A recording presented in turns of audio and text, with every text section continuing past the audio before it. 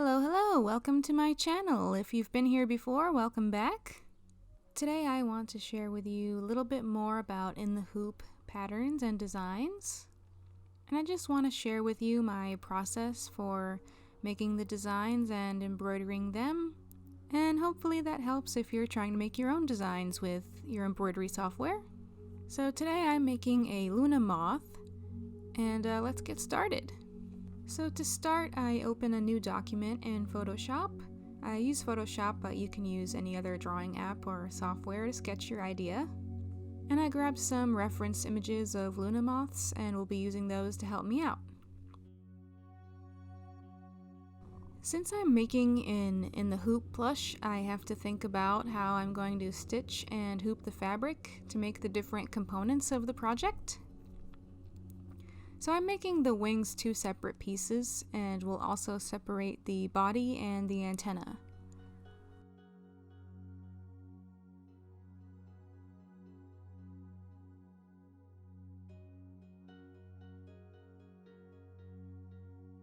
And when you're drawing or designing a plush, it's going to be turned right side out, so I can't make this part too skinny. It needs to be thick enough that the fabric won't get stuck when trying to pull it out, so you'll need to keep things like that in mind.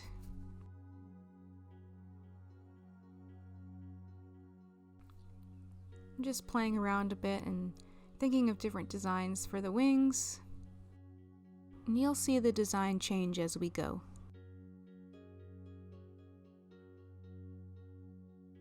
Now I'm just looking at the general sizing and the proportions of the different pieces and see if anything needs to be resized. So when I'm done doing my drawings, I put all of the elements on a 5x7 canvas because that's the size of the hoop I'll be working with. So you'd use a 4x4 canvas size if that's what you want, or a 6x10 one, etc. And then I arrange the pieces in a way that's easy to stitch out, so both wings in one hoop will save some time. Save them all as images, in my case JPEGs. And in my embroidery program, I'm using Embroidery Stitch Artist. I can get started on digitizing my design. Go into Create mode here.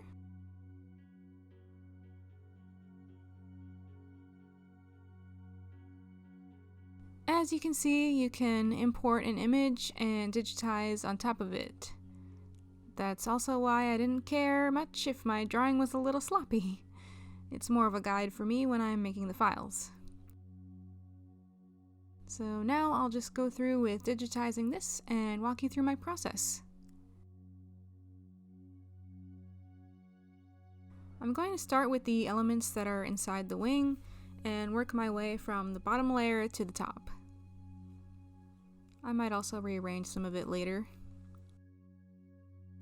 So to start, I need to draw the lines with these little nodes.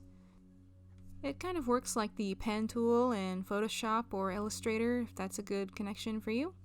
And for these lines, I'm going to do a running stitch so that it's a little more subtle and delicate. And I'm going to make that a double stitch.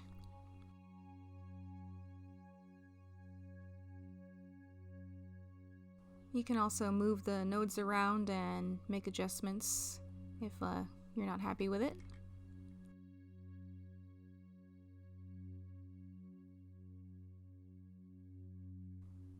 See, now I know I said I'm gonna start from the inside of the wing, but I'm just gonna do the outline of the wing so that I know where to place some of the elements, as I'm going to have to put them outside of the outline.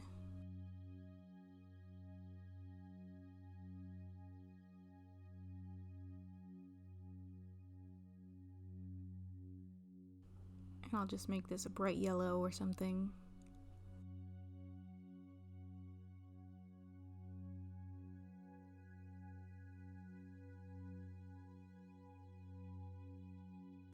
And if you wanted to, you could make this a satin stitch, and you can change the width and the density and the shape a little bit too. Let's see how that looks. See, I think the satin stitch is a little too heavy for what I want here, so I'm going to keep it as a running stitch, but you can also do some of these fancier stitches. So there's a lot of options for these decorative stitches which you can play with. Just show you some examples here.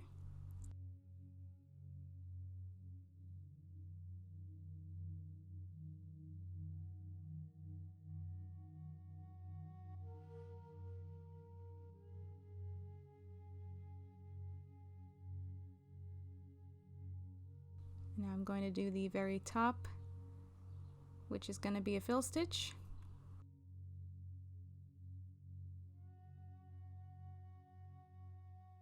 And I'll just adjust these nodes so that it's the shape that I want.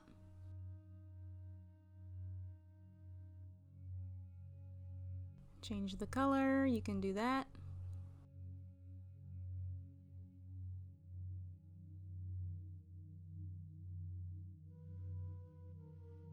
You can also change the direction of the stitch with this little yellow node. So now it's going up and down. Now it's sort of like almost horizontal.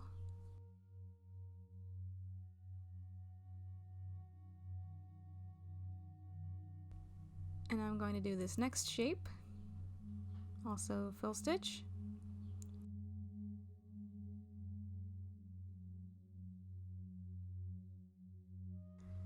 And see, I knew I was going to be adjusting it, but this fill stitch goes under the first one I did. Now I'm working on the moon.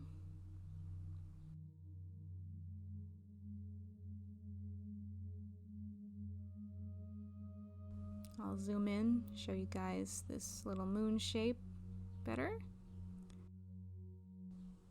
Once again, adjusting the nodes. And now I'll show you, when you're doing this kind of shape, there's a few options you can see when you right click on a node.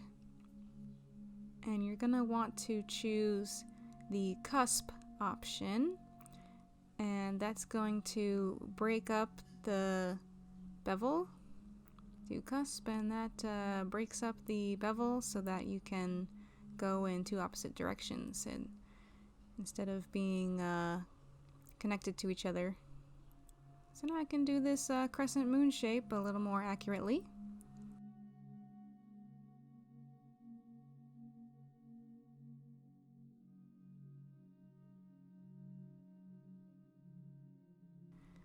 I think I'll just adjust this top part also. Maybe make it a little skinnier. Make it a little thinner here, which means I have to also adjust all of the lines and things that go under it. And I'm also going to make all of these parts the same color. So I'm gonna make these three top items all of this sort of mint green color.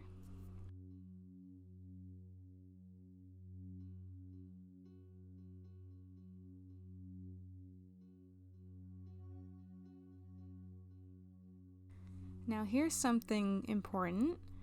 If you press this little button that says 3D on the top, it will show you all of your jump stitches. These red dotted lines, these are jump stitches. And as you can probably tell, they are pretty long and they kind of tend to get in the way. So I like to try and adjust my designs so that we have as little jump stitching as possible, or at least have it short or hidden somehow. So what you can do is change the start and stop point of the needle. So the green is where the needle will start stitching that element, and the red is where it stops stitching.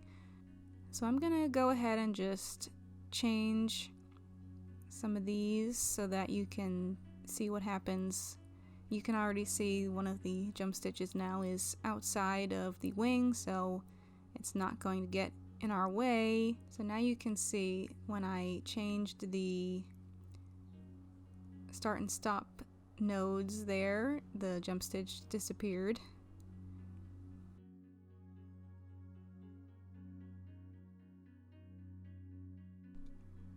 Now starting on the lower wing. It's pretty much the same idea as the first wing. I'm gonna start with the outline stitch so that I can see where the lines need to go on the outside a bit. It's essentially like having a bleed in printed stuff. You just want it to come outside the line a little bit so that there's no weird gapping.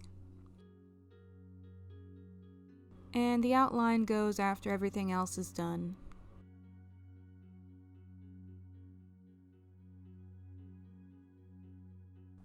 And here we go again. Look at all these jump stitches.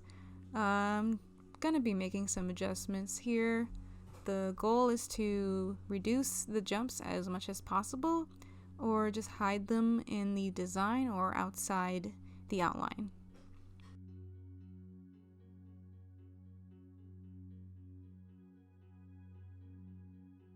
Same thing with the fill stitch. Bring it outside the outline a bit. And I am going back later to start and end each line where I want instead of just moving the red and green nodes. Otherwise the needle will travel along those lines an extra couple times.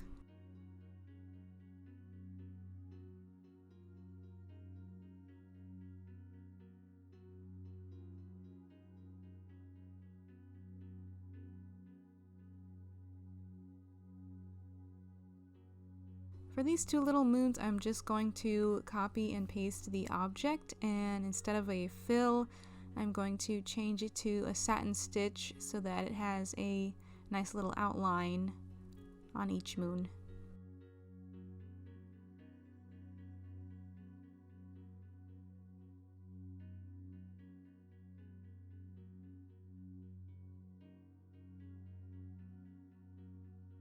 By the way, if you make two shapes the same color, they'll be done in one step on your machine.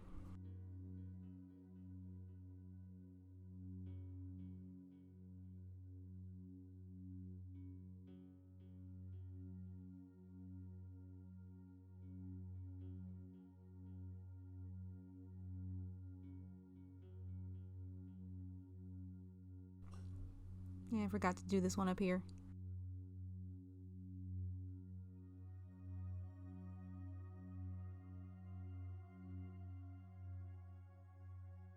Now just digitizing the body and antenna.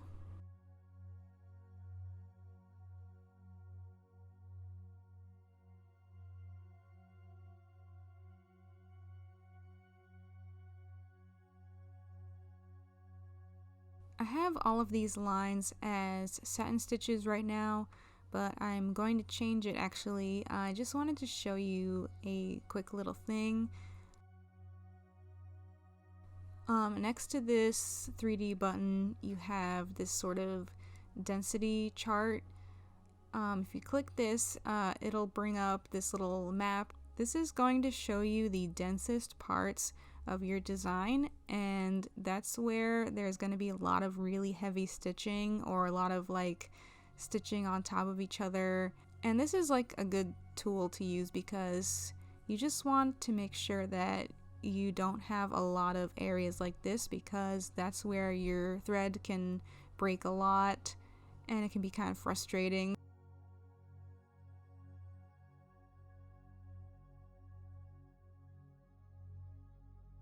So I made these into running stitches and kept the middle satin stitch.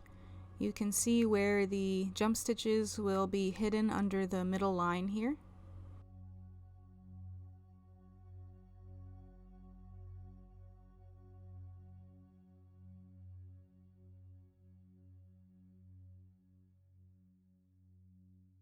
And I'm just going to copy and paste one of these antenna, so I'll have two, and then I'm going to place them in between the body. So I just made these two little mark stitches for the body. you'll see in a bit.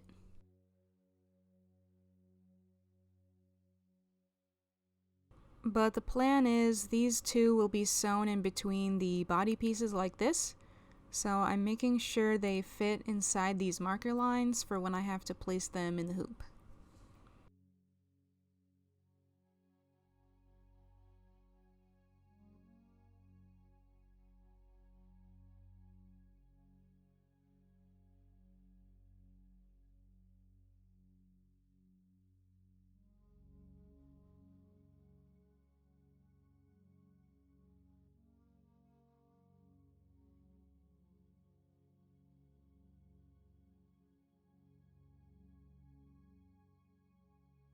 And now for the first test stitch out, and here's how it came out. There's a couple of changes I'd like to make, so let's get back to the file.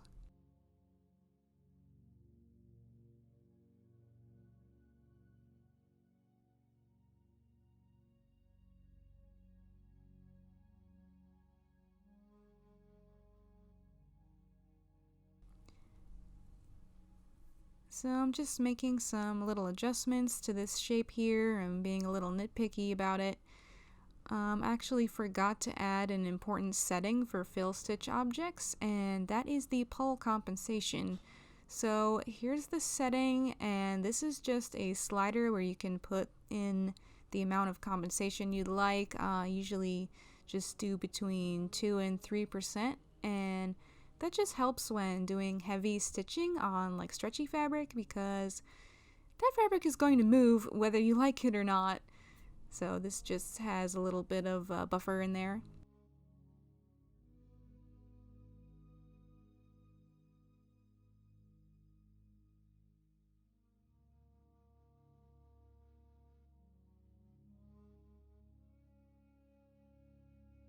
Next, I decided I want to have this little piece here be a satin stitch instead of a fill stitch. And you can change the shape of the satin stitches, so that's pretty neat. And you can make these start or stop points rounded or pointed or just squared off. And there's some different shape options, and you can change the width and density as well.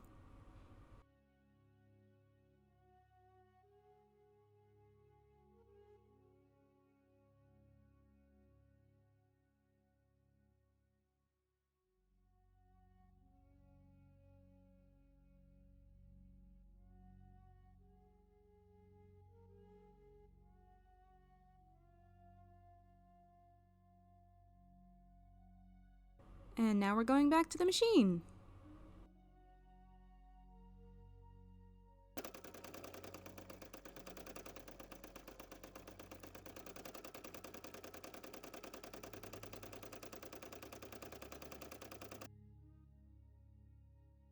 And this is how my adjustment came out. I'll compare a little bit to the first stitch out I did. So I decided to make the lower wing just one moon, so I got rid of the circle.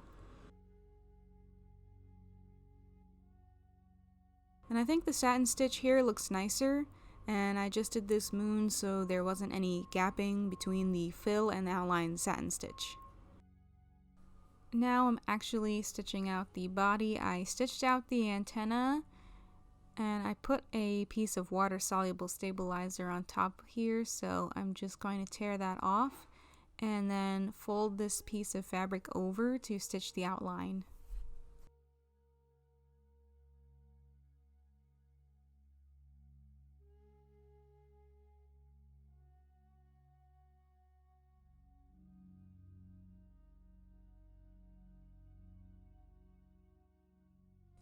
Now rip these off the hoop, being careful to preserve the stabilizer. And that's where the body is going in a minute.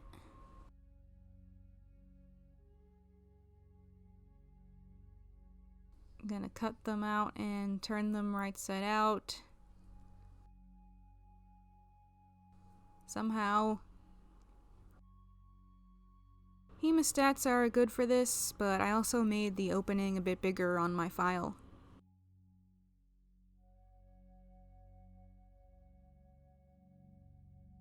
And then here's the two little placement marks that I have for the body. So I'll just place the antenna in between and tape them down so that they don't move. And I'm going to use Sherpa fabric for the body so that it's fluffy like an actual moth.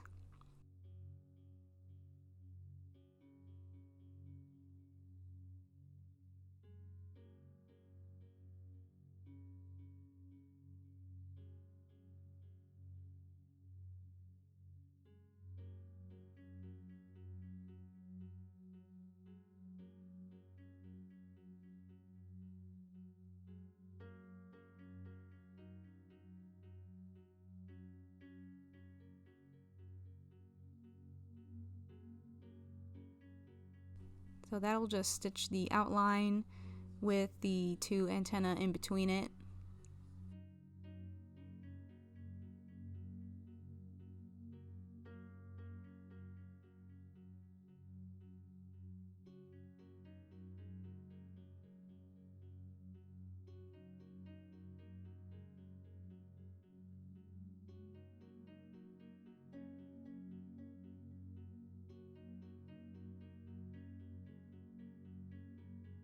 By the way, I also tend to leave a gap in the outline so that I can turn and stuff the plushies after I'm done. And I'm gonna go over and just get some of the fluff out from between the seams.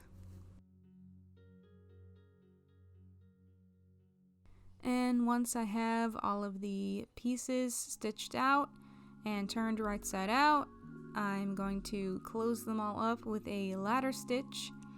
And then I'm also going to use a ladder stitch to sew everything together so that it makes a completed plushie. And isn't that just lovely? Oh, it's a cute little moth. I also made a butterfly and I named these two Sun and Moon. Now if you would like to stitch out your own Moon, the Luna moth, or Sun, the monarch butterfly, I have the In the Hoop files listed on my store, and I'll link that down below. I will also link my Ko-fi, I don't know how you say it, but I'll have that link down below as well. If this video was like super helpful for you and you want to throw a tip at me, go right ahead. I also have a couple of free patterns on there if you want to check those out. I hope this video was helpful. I hope you picked up a few new tips. Thank you for watching this far, really appreciate it. So with that, I'll say see you in the next video. Thank you, bye bye.